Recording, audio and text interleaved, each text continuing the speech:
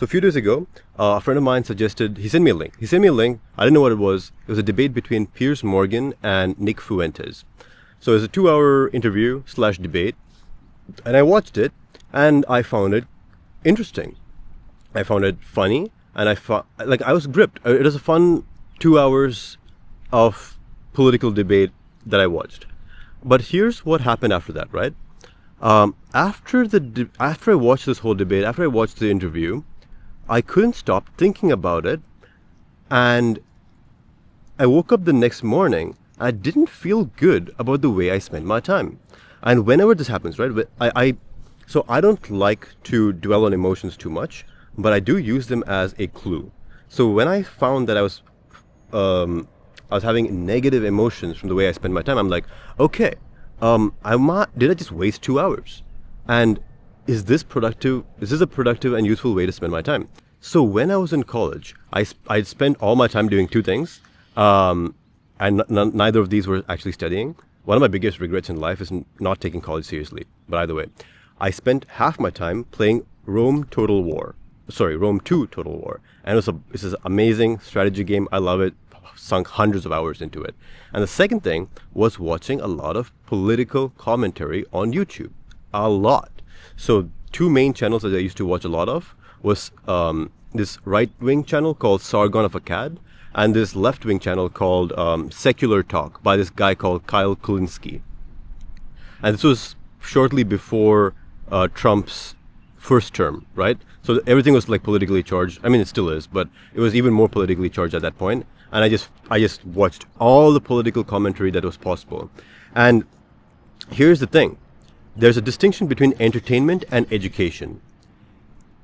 If you change your behaviors after watching or reading a piece of content, then you have been educated in the sense that you have learned something because it's changed your behaviors. It's an observable change. If your behaviors have not changed in any meaningful way, then, well, it wasn't education, it was just entertainment. So this is the thing.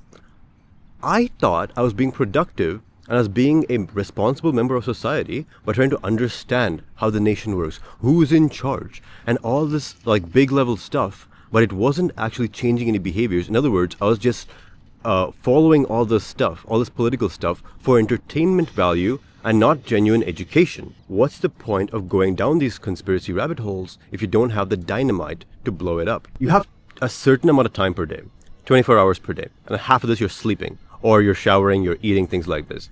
And then you're also either working if you have a job, or you're in education if you're a student, or like you're doing shit, right? So you have a very finite amount of what's called discretionary time and discretionary effort. This is essentially time and effort that are yours to spend, in other words. Now you can spend this on watching political debates and discussions for sure, but there's a trade-off. And the trade-off is the skills that you didn't develop because you didn't spend the time and effort on developing these skills. So the question is, well, should you spend this time and effort developing skills, or should you spend this time and effort on understanding political topics?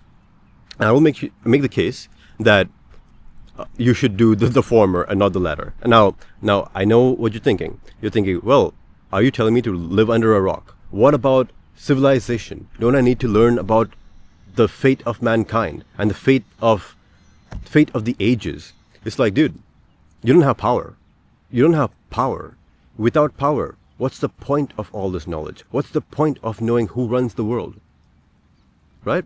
Like, I have a really cool a business that I run. I just say that, and I get to talk one-on-one with hundreds of guys who are probably quite similar to you in the sense that, well, you watch the same channel, so there's some psychographic similarities. And I see these weird patterns.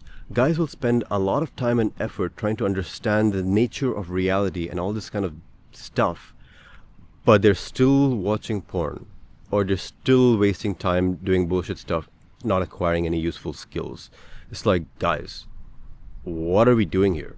If you actually want to change the world, it requires an immense effort of will, but also requires skills, and also requires connections. It requires wealth, it requires time, it requires freedom of movement, it requires freedom of it requires a lot of inputs in order to have these inputs which actually change the fate of mankind.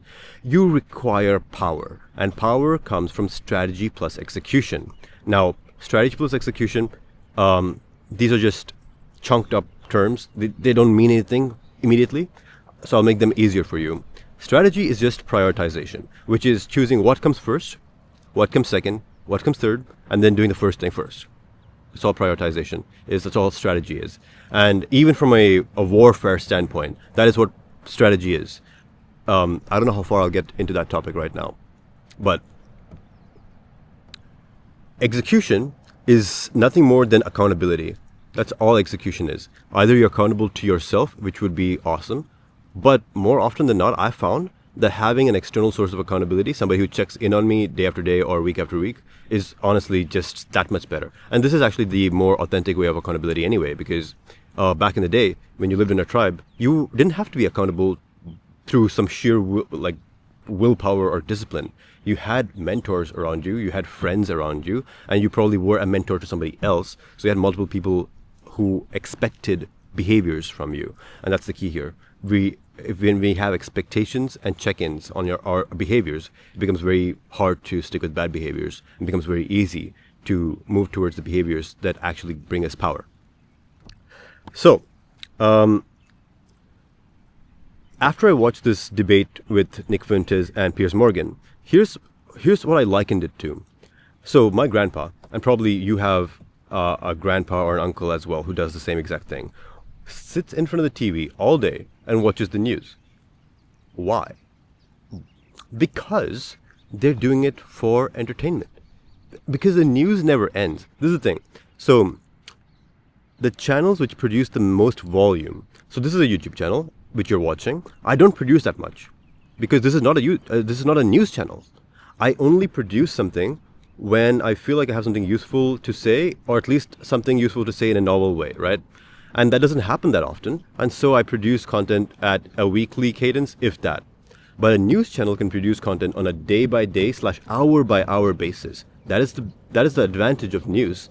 The disadvantage of news is that as soon as the next news cycle starts, the previous news cycle is obsolete, right? So, but the thing is, you can produce massive volume if you have a news channel. And that's what political debate channels are. They are essentially news channels. And the thing is, if you're retired and you're old and you have nothing but time, it's like, okay, watch the news. Who cares? But if you're young, and by young I mean anything less than 50 years of age, I think you should be avoiding the news. And this is actually not my concept, right? This is something which I learned from Tim Ferriss in the book 4-Hour Workweek, which is, I'll just say this, as somebody who owns a business now, yeah, the 4-hour workweek is a myth. I'll just say it like that. But Tim Ferriss's book, 4-Hour Workweek, really cool book because it, if nothing else, it inspires you to get started. It paints a dream outcome for you that you can actually aim towards, even if it's kind of illusory. So, in the book, Tim Ferriss talks about the news. He says, well, the news is a pointless distraction and it's just a cortisol spiking mechanism, and you get addicted to it. You're just in a constant loop of FOMO. Because if you watch the news, you're like, well, what happens next? You got to watch the next piece of content. What happens next? You got to watch the next piece of content. And same it is with the debates. When I was younger, when I was in college, I said I watched a lot of Sargon of Akkad and Kyle Kulinski. And these are essentially like right-wing versus left-wing news outlets. And I was always going back and forth. Is the right wing correct? Is the left wing correct? And just, endless debate within my own mind, which was pointless. It's like I should have just spent more time learning the skills that these amazing professors were trying to teach me in college. I should have just done more productive and useful things. I should have gone on more dates. I should have done more, either we're in the present doing fun things, hanging out with friends or girls or whatever it is for you, or we're learning skills and we're upgrading our lifestyle in terms of finances or whatever, right? But spending all this time on pointless pursuits is the ultimate waste of time. Like, you walk away with nothing. You walk away with a sense of unfulfilled and wasted years. And I will say this as well. The three major addictions that I see in young men, oh hell, not even young men, dude. So So in my business, I work with guys who are anywhere from the ages of like 17 all the way to 50. And these are addictions which are true for all age groups, which is first pornography, big one, as you might expect. And here, essentially, the natural drive that pornography is commandeering is, of course, the drive for reproduction, the drive for sex, the drive for companionship. And porn just becomes a very easy way to attain gratification, sexual gratification. But there's two more. Video games is a big one. Video games commandeer the gap within us, which calls out for progression, for adventure, and for problem solving, honestly. So video games give you that. They give you a sense of problem solving and puzzle solving and hard mental work. They also give you progression. You level up in video games. You go from, having a noob with a limited number of weapons to like the Chad who has all the weapons, whatever, right? And it gives you a sense of adventure because there's a story. Adventure is just a story which you opt into. And a video game gives you all these. Political debate gives you something slightly different. It gives you status. Let me explain. So the reason why you would watch a political debate, in this case, Piers Morgan versus Nick Fuentes, is because you want to be on the cutting edge, the cusp of societal change. And this gives you status because you feel as though you are at the, society is changing, right? And societies always change. You always, as a human being, as a societal creature, you want to be at the edge of societal change because you always want to see what's ahead, right? What's coming. And how can this affect you, your livelihood, your opportunities, and what dangers it possesses? I'm going to let this fly by overhead. So that's what political debate feeds, essentially. The reason why a debate between two conflicting ideas is so captivating to us is because we want to be on the right side of history. That's what it is. We want to have power. We want to have status. We want to be on the up and up. We want to be the front lines of societal change. And I get it. I totally get it. This is a normal human desire.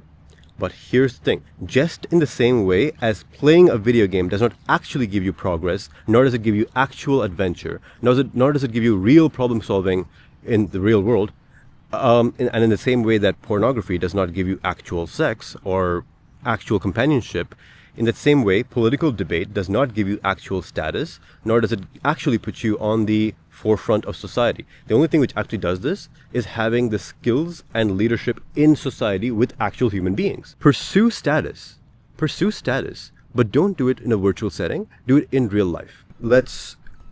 Important point, boys. So family. This is going to be an important one because we're going into the holiday season, right? So you're going to spend more and more time with family in the next coming weeks.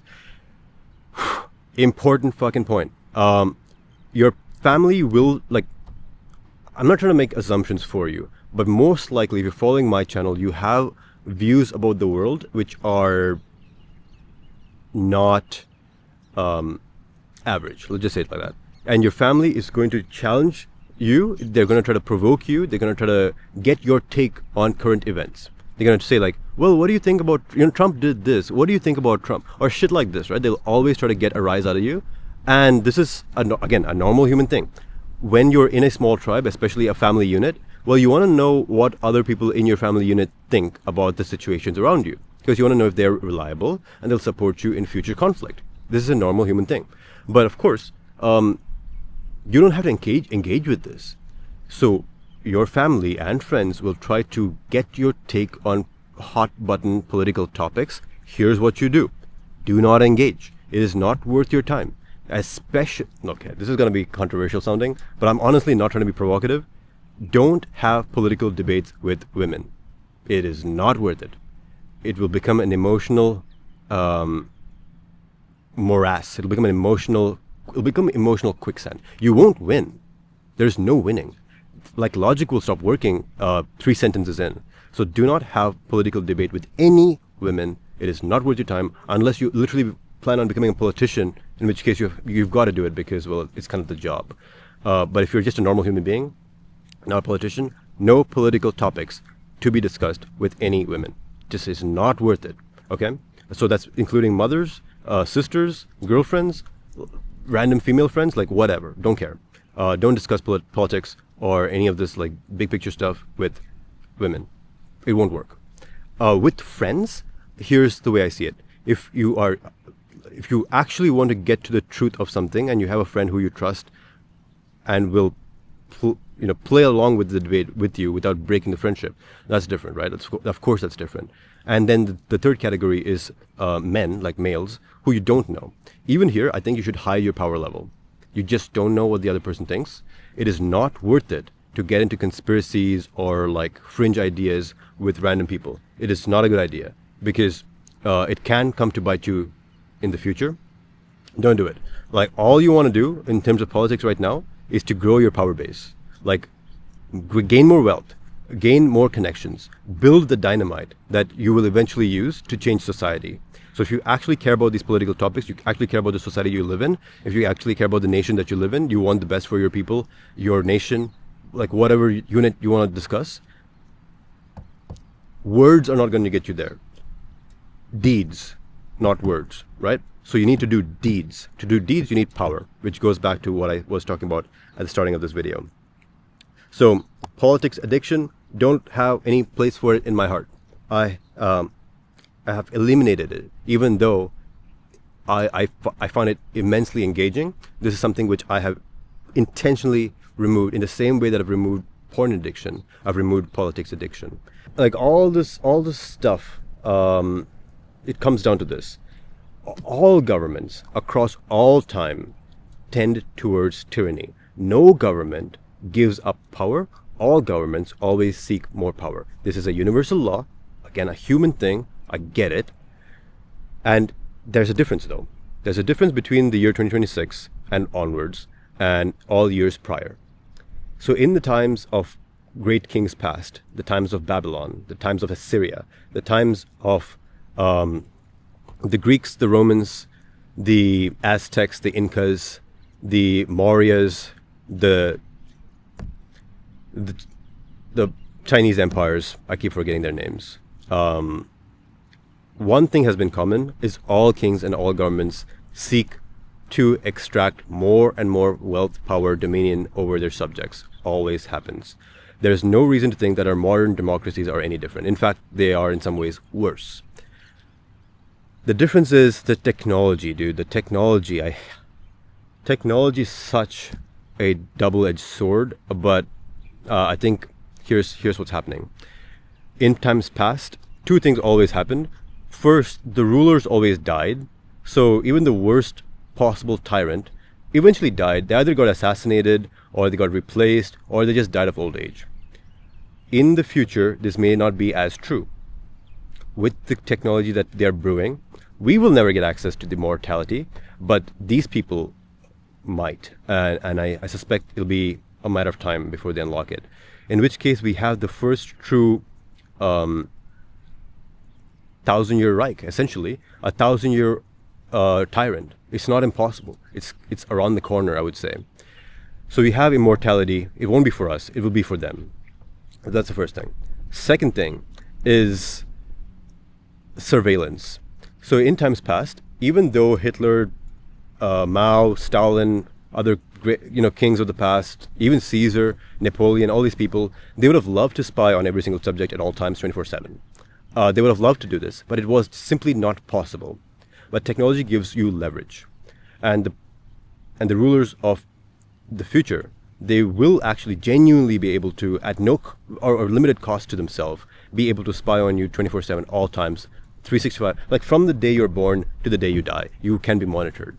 So when you combine these two things, you realize that you can actually create the mythical 1,000-year Reich, the infinite tyranny. It is technologically and biologically feasible for the first time in human history. Like, history is not, people say like history rhymes or history repeats.